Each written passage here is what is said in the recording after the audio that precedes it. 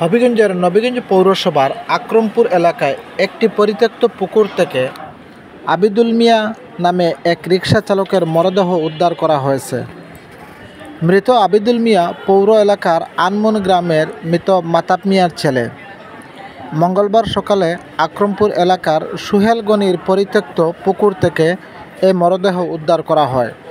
আবিদুলের 3 ছেলে রয়েছে, পেশায় তিনি রিকশা চালক। স্থানীয়রা জানান, সকালে সুহেলগনির পরিত্যক্ত পুকুরে একটি মরদেহ ভাসতে দেখেন তারা। পরে পুলিশে খবর দিলে পুলিশ এসে মরদেহ উদ্ধার করে।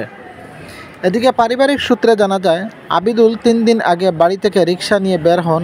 এরপর থেকে তিনি নিখোঁজ রয়েছেন। এর আগেও তিনি মাঝে মধ্যে বাড়ি থেকে বের হয়ে 2-3 দিন বাড়িতে ফিরতেন না। কীভাবে মারা গেছেন তদন্ত ছাড়া কিছুই বলা যাচ্ছে না।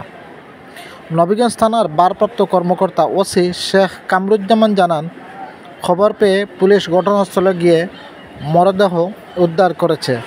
ময়নাতদন্তের জন্য হবিগঞ্জ সদর হাসপাতালে প্রেরণের প্রক্রিয়া চলছে।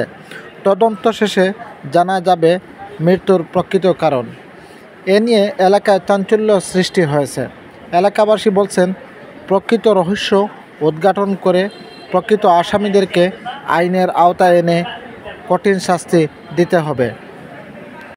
এদিকে আবিদুলের মৃত্যুতে পরিবারের শোকের ছায়া নেমে এসেছে। 3টি সন্তান এতিম হয়ে গেছে।